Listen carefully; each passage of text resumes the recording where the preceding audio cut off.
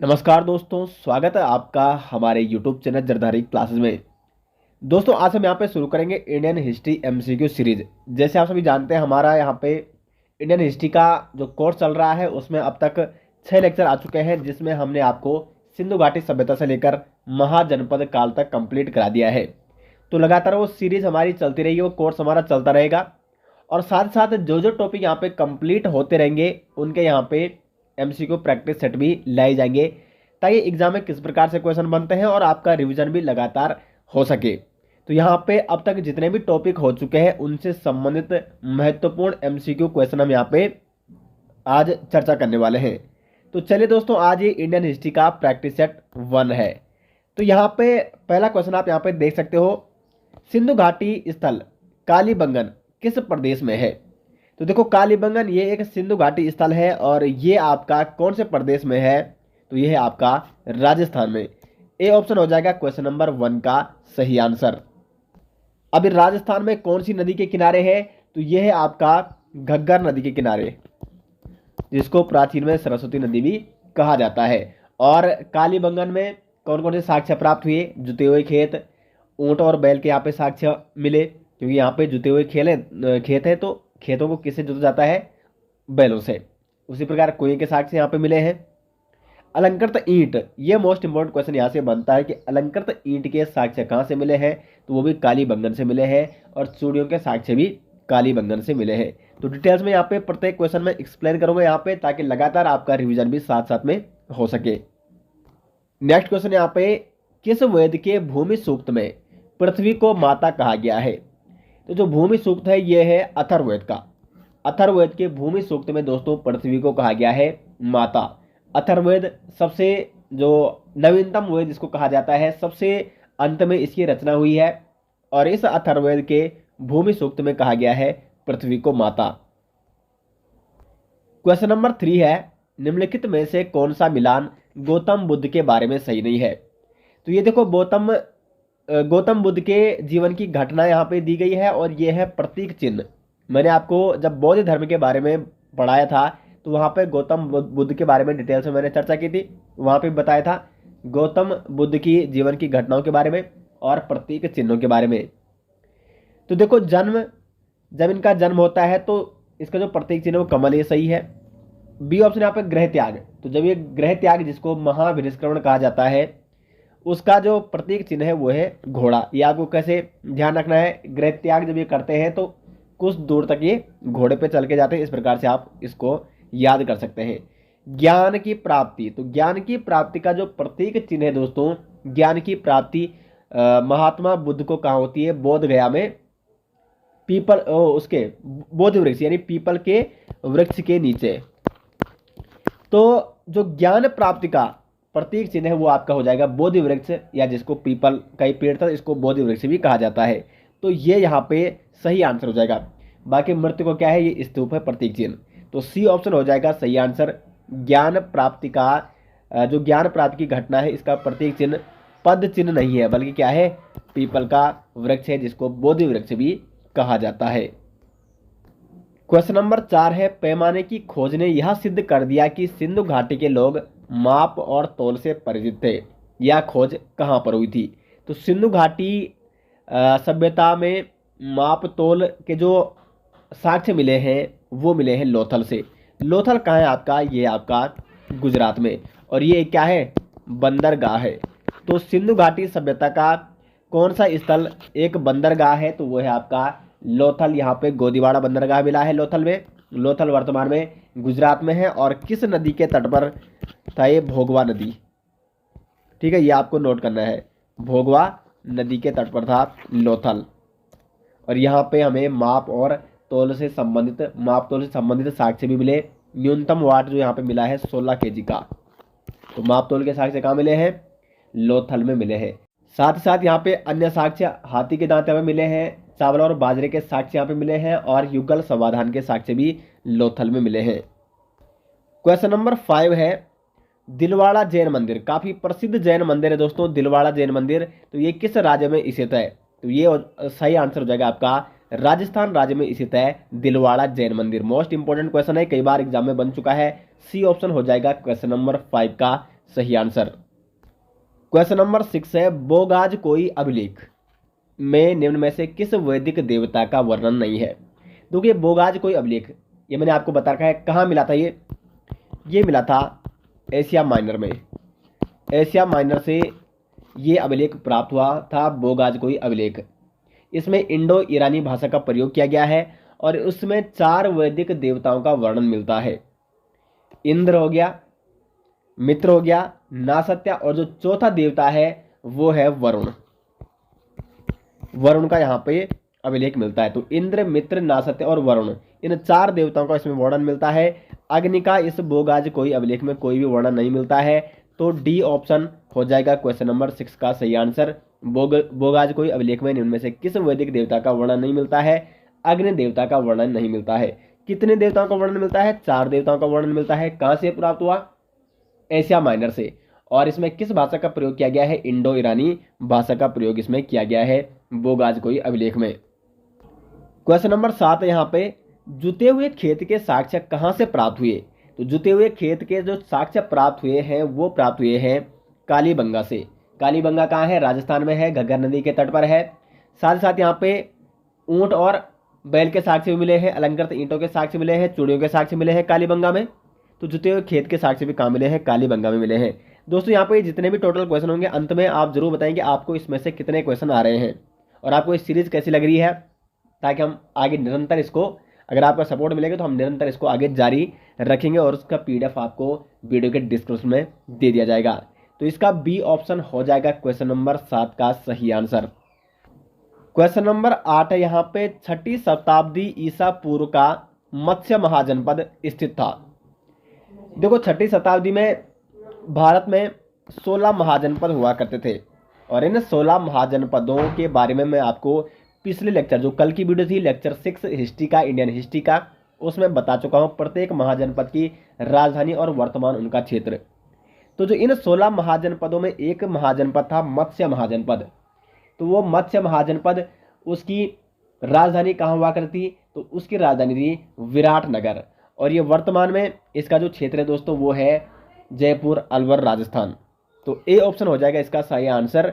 6ठी शताब्दी ईसा पूर्व का मत्स्य महाजनपद कौन से राज्य में स्थित है? तो वो है राजस्थान में। ए ऑप्शन हो जाएगा क्वेश्चन नंबर 8 का सही आंसर। मत्स्य वर्तमान में कहाँ है? राजस्थान में है। क्वेश्चन नंबर 9 है, द्वितीय बौद्ध संगीति कब और कहाँ हुई थी? तो द्वितीय बौद्ध संगीति हुई थी यहाँ पे 383 ईसा पूर्व में। कहाँ हुई थी? वैशाली में हुई थी। बी ऑप्शन हो जाएगा सही आंसर। और किसके शासन काल में हुई थी? तो ये हुई थी कालाशोक।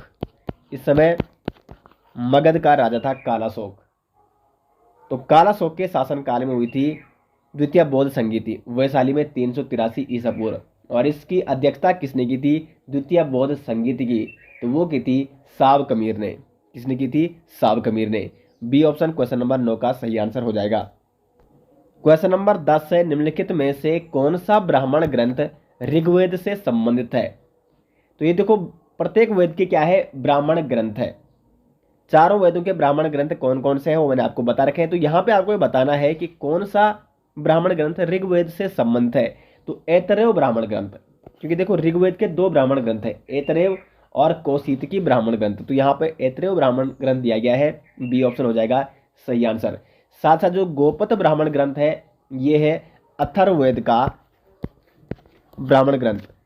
ऐतरेय ब्राह्मण ग्रंथ हो गया ऋग्वेद का। उसी प्रकार से शतपथ ब्राह्मण ग्रंथ ये किसका हो जाएगा? यजुर्वेद का। और तैत्तिरीय ब्राह्मण ग्रंथ किसका हो जाएगा? ये भी आपका यजुर्वेद का ही है। तो यहाँ पे बी ऑप्शन हो जाएगा आपका क्वेश्चन नंबर 10 का सही आंसर। और सामवेद जो वेद है, सामवेद, ठीक है, सामवेद जो वेद है उसका ब्राह्मण ग्रंथ कौन सा है? पंचविंश ब्राह्मण ग्रंथ। क्वेश्चन नंबर 11 है यहाँ पे, ऋग्वेद के किस मंडल में गायत्री मंत्र का उल्लेख है? तो ऋग्वेद के यहाँ पे तीसरे मंडल में, ऋग्वेद के तीसरे मंडल में गायत्री मंत्र का उल्लेख देखने को मिलता है। इस गायत्री मंत्र की रचना किसने की? तो इसकी रचना की है विश्वामित्र ने। विश्वामित्र ने।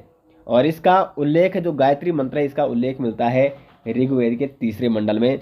सी ऑप्शन हो जाएगा क्वेश्चन नंबर 11 का सही आंसर।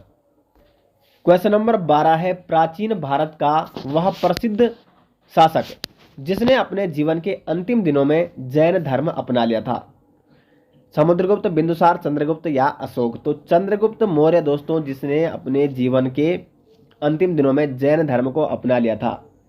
चंद्रगुप्त जो मौर्य संस्थापक, मौर्य साम्राज्य का संस्थापक कहा जाता है चंद्रगुप्त मौर्य को।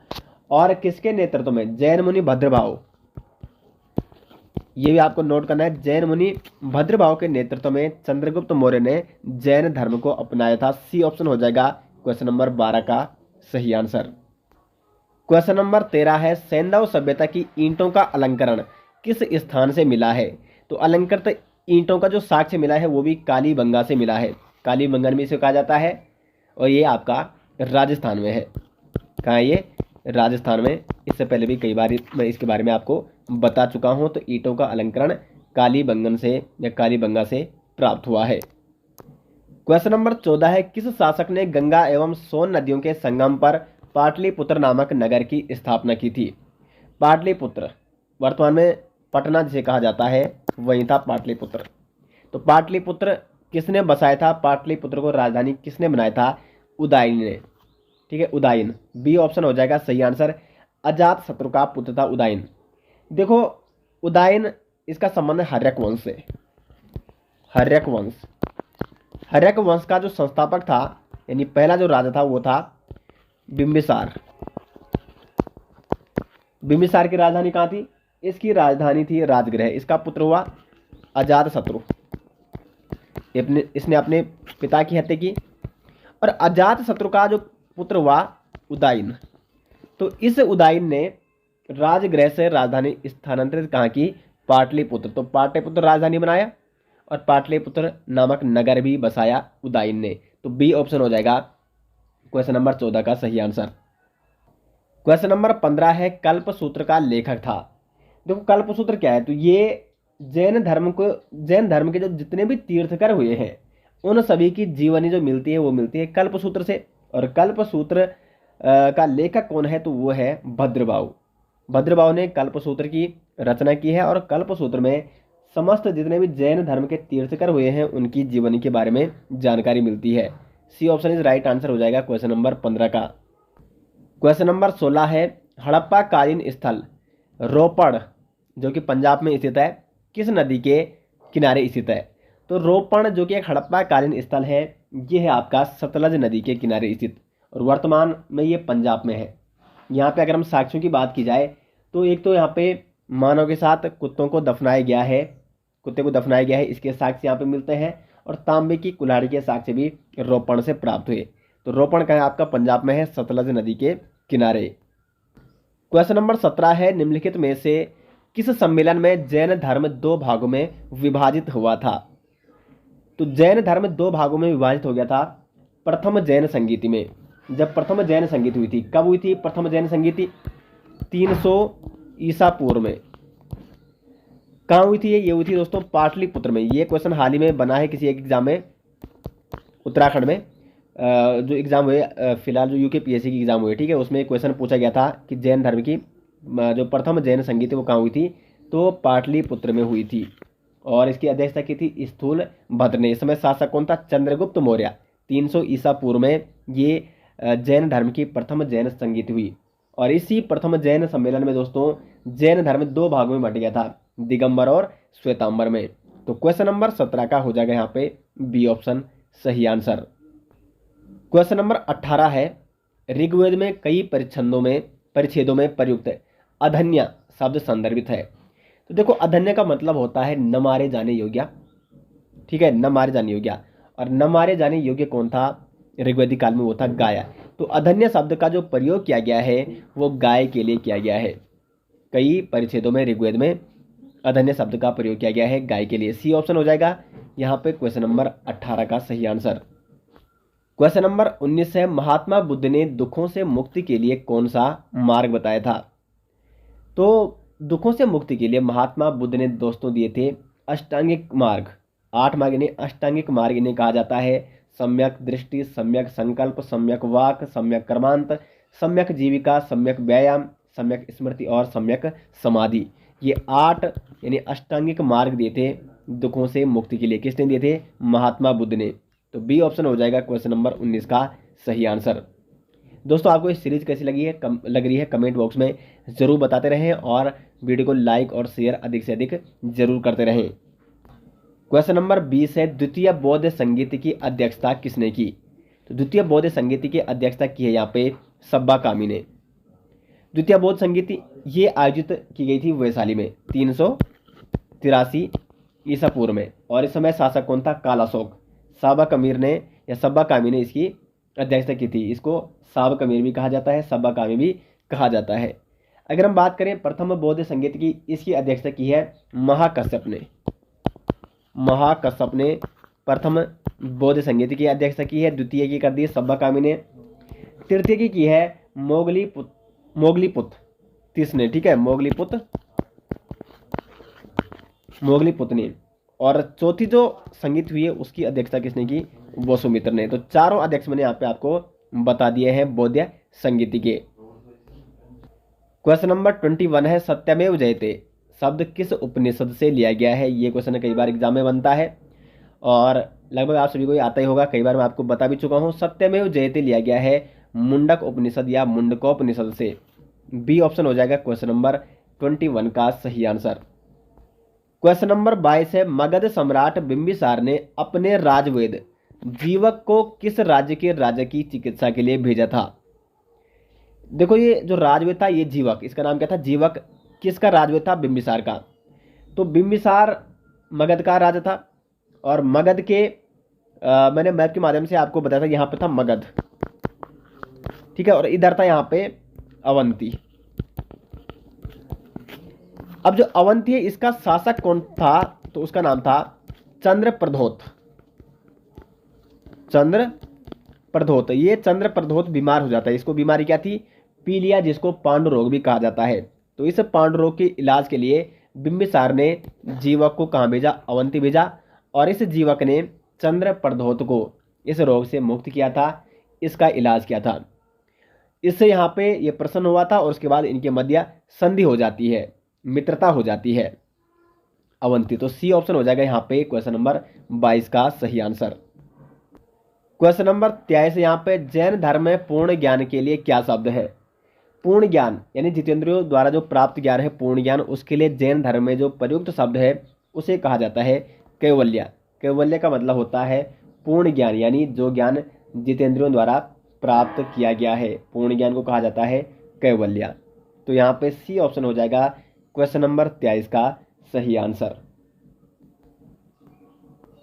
क्वेश्चन नंबर 24 है, यहाँ पे जैन धर्म के किस तीर्थकर का उल्लेख ऋग्वेद में मिलता है? तो जैन धर्म के 2 तीर्थकरों का उल्लेख मिलता है ऋग्वेद में, ऋषभदेव और अरिष्टनेमी।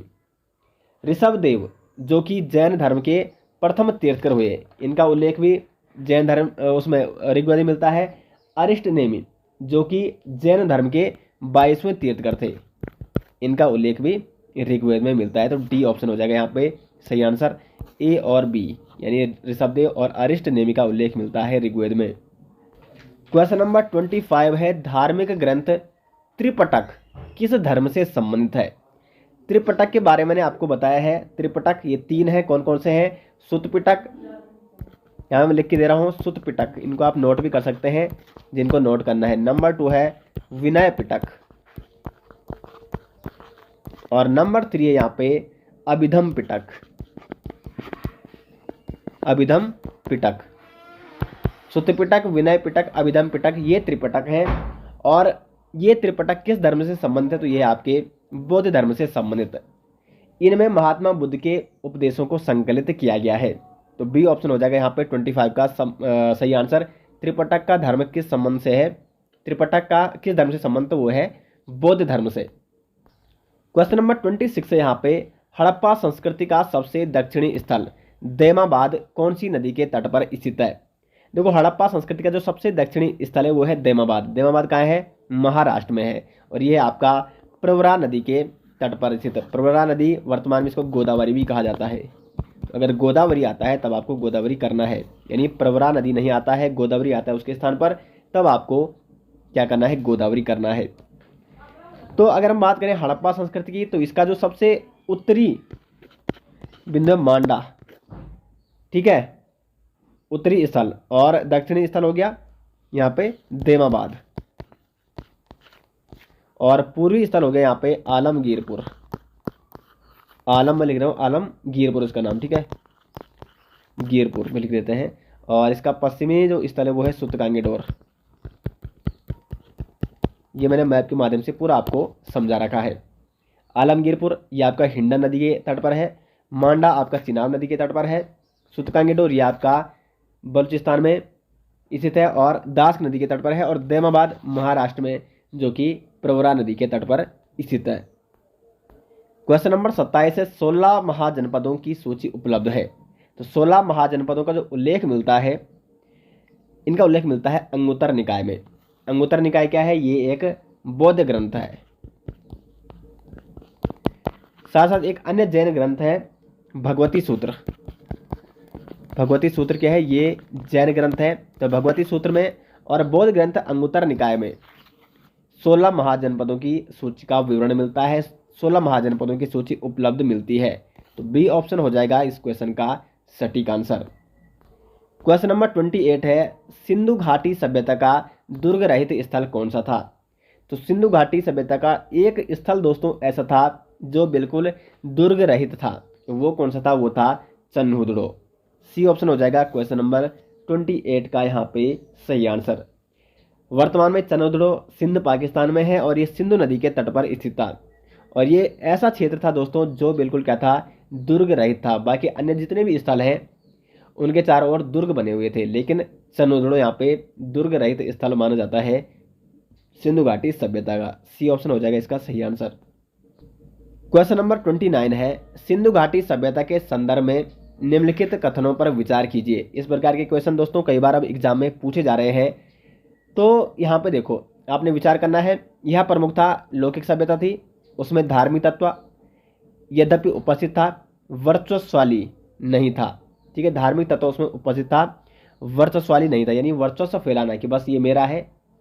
जैसे होता है ना, जैसे आज भी आपने देखा होगा बीच में जब राजा महाराजाओं का युग आया, अगर हम बात करें महाजनपद काल की, तो वहाँ पे बहुत सारी लड़ाइयाँ होती थी।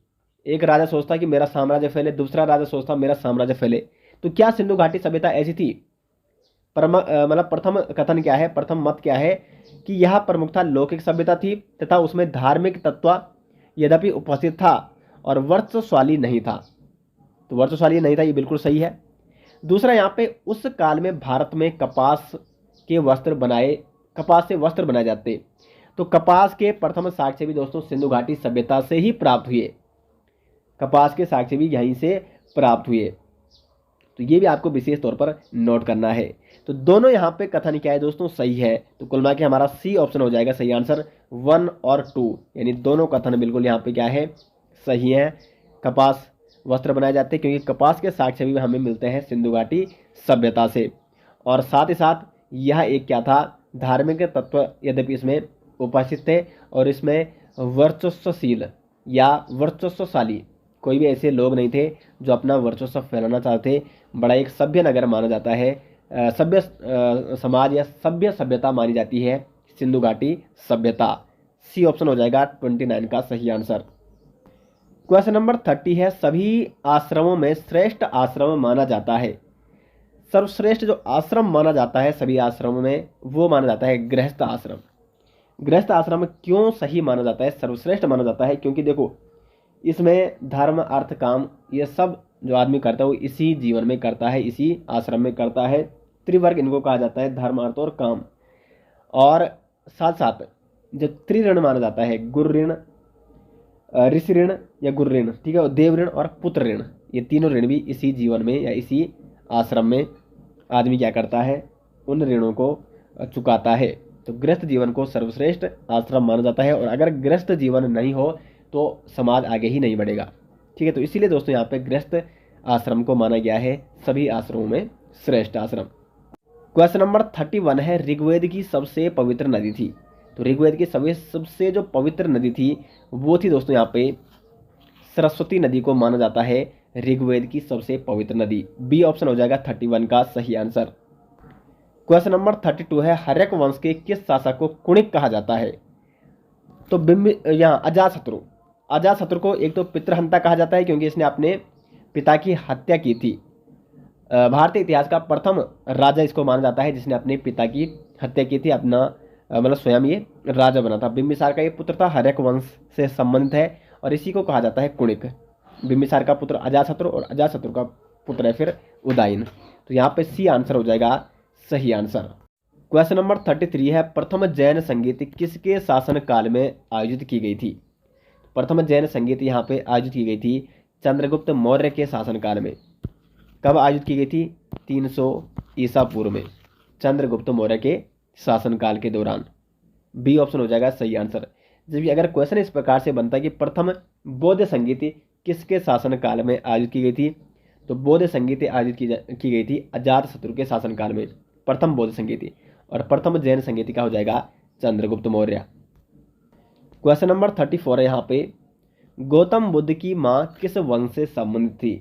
देखो गौतम बुद्ध की माता का नाम था महामाया। महामाया। और ये किस वंश से संबंधित थी? तो महामाया थी कोलिया राजवंश की राजकुमारी थी महामाया, जो कि गौतम बुद्ध की माँ थी। और गौतम बुद्ध के पिता का नाम था शुद्धोधन। वैसे जैसे ही जन्म होता है गौतम बुद्ध का, उसके कुछ समय पश्चात महामाया या इनकी माँ का निधन हो जाता है और इनका पालन पोषण कौन करता है? इनकी मौसी, जिनका नाम क्या था? गौतमी, प्रजापति गौतमी, वो इनका लालन पालन करती है। क्वेश्चन नंबर 35 है, जातक से संबंधित वर्णन सही है? बुद्ध के जन्म, बुद्ध के निर्वाण, बुद्ध के पूर्व जन्म की कथा या धर्मचक्र परिवर्तन? जो जातक कथाएं हैं दोस्तों वो है बुद्ध के पूर्व जन्म की कथा, जिन्हें कहा जाता है जातक कथाएं। तो सी ऑप्शन है 35 का सही आंसर। तो दोस्तों आज के इस सेशन में, आज की सीरीज में, आज की सेट में टोटल 35 क्वेश्चन थे। इन 35 क्वेश्चन में आपका स्कोर क्या रहा है कमेंट बॉक्स में आपको जरूर बताना है।